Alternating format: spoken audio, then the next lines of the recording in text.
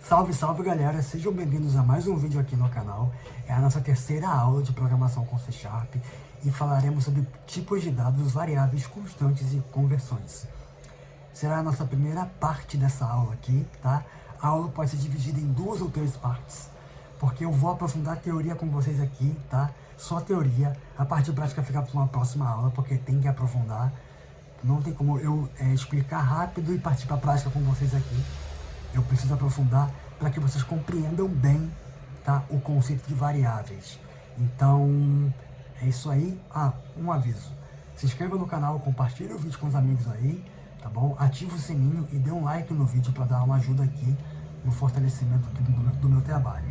Então vamos lá, começando pela primeira parte da aula. No mundo real, gente, a gente tem diversos tipos de itens diferentes, né? Vamos comparar esses itens a colocar ele numa estante, por exemplo.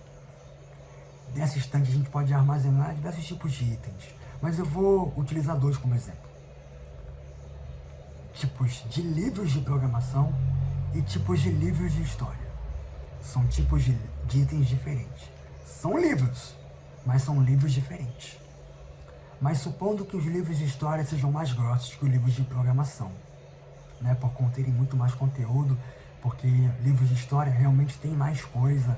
Dependendo do livro, você vai mergulhar na história do Brasil ou na história de outros povos, vai ter um conteúdo a mais do que um conteúdo prático de programação, que é um livro técnico, que vai ter uma parte mais prática do que uma parte de história, de teoria ali dentro. Então, supondo que livros de história sejam mais grossos e livros de programação um pouquinho mais finos, dependendo do livro, é claro. Mas nessa estante existem 2 gavetas. Em cada gaveta você armazena um tipo de livro diferente, até aí tudo bem, né? Mas a gente não pode armazenar quantos livros a gente quiser e o peso do livro, o tipo de livro, porque se colocar muito livro, a gaveta da estante vai quebrar, ela não vai aguentar mais. E na memória do computador não é muito diferente. Na memória do computador, por exemplo, leia depois aqui o conteúdo que eu deixei aqui para vocês no slide, tá? Mas fiquem atentos à minha explicação primeiro, depois pausa o vídeo, dá uma lidinha aqui, depois volta aqui o vídeo, leia com calma, mas fiquem atentos à explicação. E também vai ter o material em PDF dessa aula aqui, tá? Para conteúdo de revisão dessa aula aqui, mas vamos seguindo aqui. Na memória do computador, ela é muito parecida com uma estante de livro. Podem ser armazenados diversos tipos de dados diferentes, só que nem todo tipo de dado aguenta essa memória aí. Tipo, se eu colocar milhares e milhares de variáveis aí dentro, vai chegar um limite que o programa não vai aguentar. Como assim? Faz um exemplo. Quando você baixa um programa no seu computador, tem um requisito lá: 8 GB de memória RAM. É o que ele aguenta para rodar. A mesma coisa é na criação de um programa de computador. Nós temos que ficar atento a quanto de memória o nosso programa está ocupando no computador. Porque senão ele pode crashar. O que é crashar? Para de funcionar, é fechar do nada. Da mesma maneira que uma estante pode quebrar, as gavetas da estante, pode crashar o programa do computador, ele pode fechar automaticamente, porque ele não aguenta trabalhar com aquela quantidade de memória. Então, quando formos criar um programa de computador, temos que ficar atento o quanto de memória a gente está ocupando para a criação do nosso programa. Isso é muito importante. Não pense que é só criar um programa aqui, não. Temos que ficar atento a isso, tá bom? Existe conceito no C# que a gente vai trabalhar mais à frente, falando sobre essa questão de memória do computador. Mas já quero introduzir com vocês esse raciocínio, tá bom? Tudo na programação, ela é comparável ao mundo real. Sem mundo real não existe programação. Então é por isso que eu introduzi na primeira aula lá o conceito de um computador como se fosse uma criança, que precisa receber comandos e aprender comandos e funções diferentes para executar ali uma ação específica. Então, eu vou comparar programação com o mundo real, para que entre na cabeça de vocês a ideia de programação, não só como o ato de pegar isso aqui e digitar. Não, vai muito além disso. Então, programação não é pegar isso aqui e digitar código, vai muito além disso. O nosso cliente final tem que estar com o programa rodando bem, e para o programa rodar bem, ele não pode ocupar a memória total do dispositivo. Então tem que estar atento a isso, ao cliente final, que vai receber esse programa aqui para estar rodando no computador dele. Programação não é só código, é estar atento ao que o cliente quer, às necessidades do cliente. Isso que é programação, é trabalhar por cliente, ver o que o cliente, o que ele deseja. Então, introduzir essa parte, vocês entenderam o que é o conceito de memória e armazenamento de memória dentro do computador com uma estante de 2 gavetas. Aí depois disso aqui, pausa o vídeo, depois você dá uma lidinha aqui. Aí, na memória do computador são armazenadas variáveis. Essas variáveis são armazenadas lá dentro e elas ocupam um espaço específico. A variável de tipo inteiro, com nome e idade, com valor 20, está armazenada dentro da memória do computador. Um valor específico do valor 20. Armazenou lá, ocupou um espaço na memória do PC. Tá bom? E existe uma tabela com os 7 tipos de variáveis principais no C#, né? O tipo inteiro, que armazena números inteiros. Do lado vai estar o código, é a maneira de representar no código, no programa lá para a gente executar os códigos, vai estar lá a forma de representação dessa variável, tipo de declaração, o código para executar essa variável no terminal, para que ela serve, né? E quando usar. Quando eu trabalhar com números inteiros, vamos utilizar o tipo int. Para trabalhar com ponto flutuante, o tipo float, números decimais com baixa precisão. O que é baixa precisão? É a quantidade de dígitos que a gente pode armazenar dentro desse tipo, dessa variável. Então, float armazena números com baixa precisão, com poucos dígitos. Um exemplo, temperatura, graus Celsius, graus Fahrenheit. São números com 3 dígitos, ou 4, dependendo. Eu não sei se é 4 ou 3, agora me fugiu da memória quantos dígitos são, mas eu acho que são 3. Mas enfim, o tipo double armazena números maiores, como o pi aqui, 3,14, 15, 92, 92, 65, 35, 89, por aí vai. O tipo double, ele armazena um tipo maior de dígitos ali dentro. Você pode colocar dígitos grandes, dígitos maiores. Então, cada variável ela armazena um tipo diferente, com um número de caracteres máximo para armazenar. Então, você não pode colocar um número do tipo double numa variável do tipo float. Vai dar conflito, vai dar erro no programa. Então, não funciona. Temos o tipo decimal, que serve para armazenar números, cálculos financeiros, que é ainda maior. A gente pode armazenar um número em dinheiro ali, tipo variável de caixa eletrônico.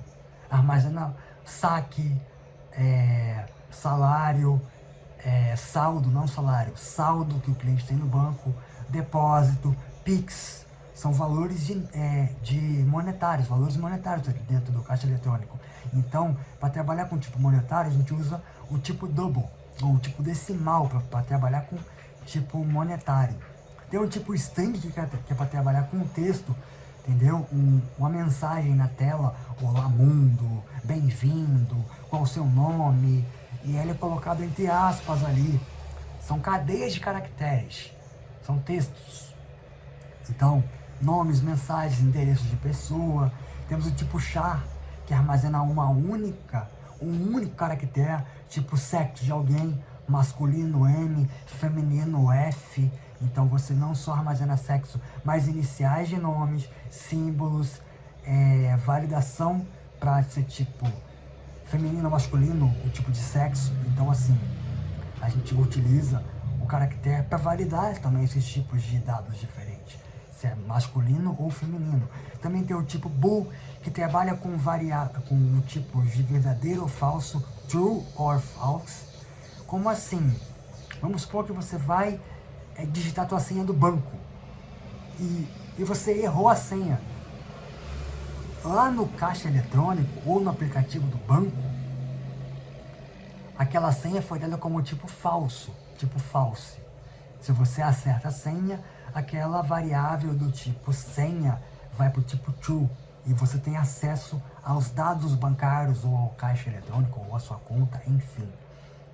E também nós temos, não podemos digitar apenas qualquer coisa para declarar uma variável. Eu vou declarar a variável com vocês na próxima aula, eu vou estar explicando isso aqui com mais calma, mas existe um certo, como é que eu posso dizer? Uma regra específica, entendeu? Para declarar variáveis em C# ou na programação, que não pode começar com números, tá bom? O nome da variável tem que fazer sentido, tipo nome, sexo, idade, tem que ter um contexto, não pode falar qualquer coisa ali, colocar a batata e armazenar uma idade, por exemplo. Não, tem que ter um sentido. A gente pode colocar caracteres do tipo arroba, cifrão, porcentagem.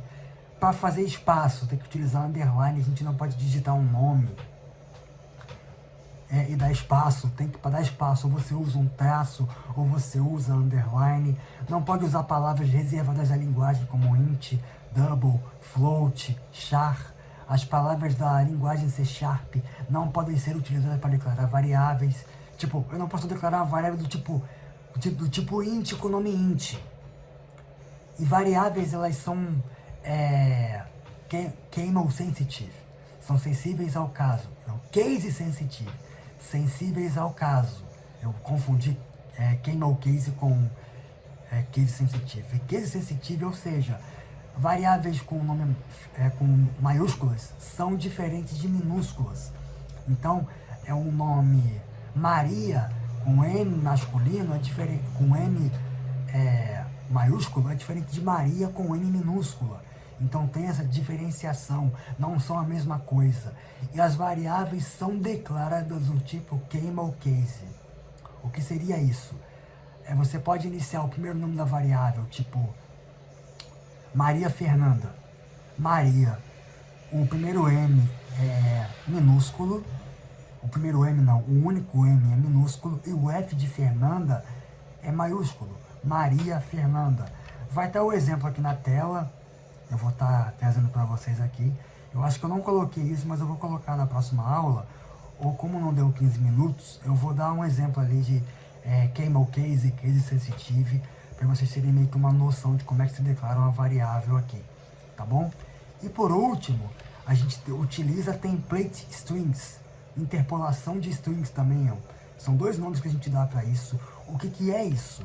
A gente declara uma variável, o nome Carlos, a gente coloca essa variável entre chaves ali dentro da string, utiliza um cifrão antes de declarar antes de colocar essa string no começo da string ali, antes da string, a gente bota um cifrão ali para começar essa variável aí, e a gente coloca a variável entre chaves, as variáveis entre chaves, tipo Carlos, o nome ali da variável coloca entre as chaves, e a idade do Carlos também coloca entre as chaves. Eu vou exemplificar para vocês agora, como exemplo aqui no editor de código, para vocês terem uma noção de como que isso funciona.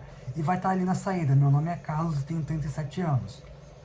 Então vamos partir aqui para o editor, para eu explicar como é que se declara uma variável.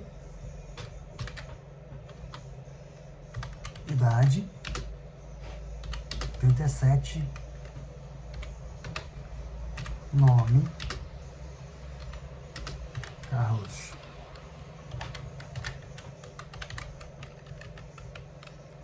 E faltou colocar o tipo de variável. Tipo int. E o tipo string. Vamos utilizar aqui as template strings, tá bom? Aqui, ó. Console. .write line. Aí eu coloco um cifrão, coloco entre as aspas,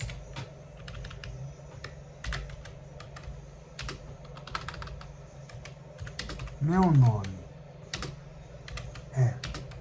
Aí você coloca o nome entre as chaves, coloca uma vírgula aqui, tenho, coloca a idade entre as chaves,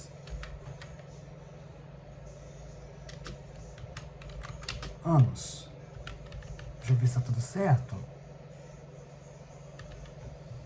Vou botar para rodar aqui.